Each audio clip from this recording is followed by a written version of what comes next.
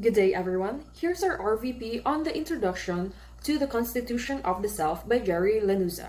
Presenting this report are Ampo Angel, Carmela Harabay, and Rosine Erica Makiling. The self as product of modern society.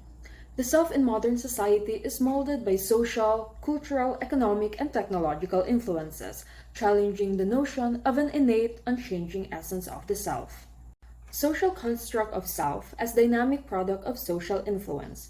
Old traditions are being replaced by more complex idealisms, and as urbanization expands, people live closer together, yet our personal relationship for each other can feel less close and more distant.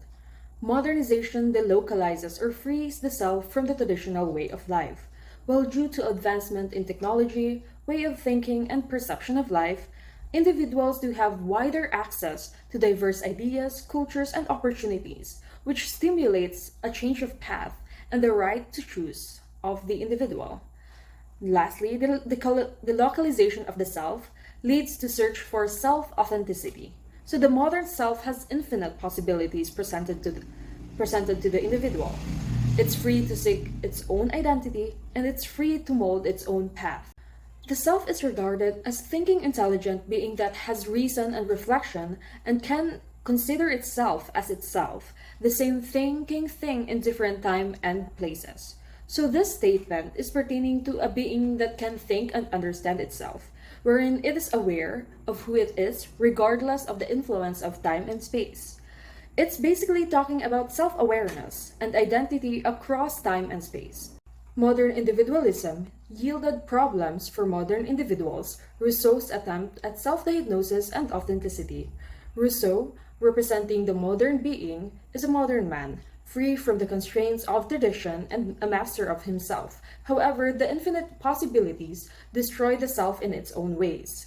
Human beings find themselves being dominated and haunted by their own creations. So basically, this indicates that amidst the vast array of choices and possibilities, individuals still may find it difficult to maintain a stable and cohesive sense of identity, while the individuals released from control and order of the community are lost in modernization, which threatens the authenticity of the self.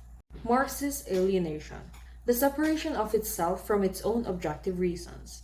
Due to the complexity of the production process in a capitalist society, individuals become alienated from their own intrinsic human nature because their labor is not self-directed or fulfilling. Instead, it is often repetitive, monotonous, and divorced from their creative potentials. It can be exemplified in the life in a medicalized society. So these days, nothing strikes more fear than a doctor seeing patients solely as body parts. So focusing only on the area of expertise instead of seeing them as a whole people. So this just pertains to the fact that even if modern society provides infinite possibilities for self-cultivation, it predominantly dehumanizes the self. Next is the core of the self. Once a person finds their genuine true self, they can make plans to fully develop their abilities and potentials. So it is a journey to discover who you really are, what makes you unique, and what you truly care about. This process involves understanding yourself, your feelings, thoughts, and desires without pretending to be someone else. This is a humanistic rendition of self-score that refers to an understanding of the self that emphasizes human experience, emotions, and subjective perceptions that has become the dominant tradition of the modern definition of the self. Self as necessary fiction. Skeptical about the notion of self as having a continuous identity, either through memory or physical continuity. So this essentially argues the concept that the self exists, where our sense of self or identity is maintained either through the continuity of our memories and psychological traits or through the continuity of our physical bodies.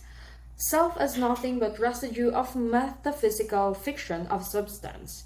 So this suggests that the notion of an unchanging solid self is a fiction created by philosophical speculation rather than a true representation of what is real. This challenges the idea that there is a single unchanging essence or core to each individual, suggesting that the self is fluid and shaped by social, cultural, psychological, and biological factors. The self is nothing more than a metaphor that is invoked to understand the cause of human actions. The nature and being of human don't unify these human actions, but rather it's the other way around, where experiences encountered by the humans are the ones that unify the self. The postmodern problem of the self. The self is not a creator of meaning, nor the center or starting point of sociological inquiry. So traditionally, it's believed individuals shape their own identities. However, sociologists argue that the identity is influenced by society, culture, and history. They emphasize the importance of social contexts in shaping identity. While individuals matter, sociology highlights how society, institutions, and norms impact behavior. Prioritizing the self alone overlooks the profound influence of society on individuals. Next to that is the self in postmodern society is exacerbated by electronic mediated virtual interactions of cyber selves and information technology that dislocate the self from the traditional space and time. So in modern times, the self is complicated by virtual interactions, where people become cyber selves through technology, causing a detachment of the self from the conventional notion of space and time. These kinds of interactions are sufficient for someone to construct an identity of a virtual version of yourself from the information you input in the net. Hybridized and multicultural identities. Protean selves, which can be described as saturated self. This conceptualizes that individuals possess fluid and adaptable selves, wherein these identities can be characterized as saturated selves, reflecting a rich blend of cultural influences and experiences that shape one's sense of self. Next is the postmodern problem of the identity is how to avoid fixation and keep the options open. This is like the Tamagotchi like character of postmodern identity. The postmodern identity challenge is navigating the fluidity of who we are amidst the diverse influences that the self is into. It's similar to tending a Tamagotchi, where we must be actively manage and adapt our identities to different contexts to remain relevant and stable. The solution is to stay open minded and flexible about who we are. Instead of trying to fit into one fixed identity, I think we should embrace the different parts of ourselves. Construct of the self. The social construct of the self. According to Haar, selves are Cartesian egos, and the theoretical concept of self is true union of experience, emotions, desires, and a mental life.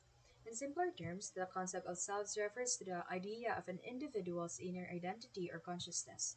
It's like the core sense of who we are as individuals. This inner self is not something we can directly experience, like external object. Instead, it's the subject behind all our thoughts and feelings. It's what makes a person unique and shapes how they see themselves. When we are talking about ourselves, describing our thoughts, feelings, and beliefs, we reveal aspects of this inner self. In Hart's analogy between the fictional characters of self and gravitational field, Hart compares self to the existence of gravitational field. He states that if he can attribute the properties of gravitational field without seeing it, this means that he can also attribute himself without solely observing his inner being. Har also believes that there is no inner being, that self is made and not discovered, and this is where we insert George Herbert Mead's analysis of the genesis of self, which states that self is acquired socially through language like symbols and gestures. This is what we call socialization. He also states that the family is the principal source of primary socialization in acquiring vocabulary creation. In the essay Thoughts on Father's Day, it states that although we are creations of what we want to be and the culture we choose to live, life transitions are not within one's control.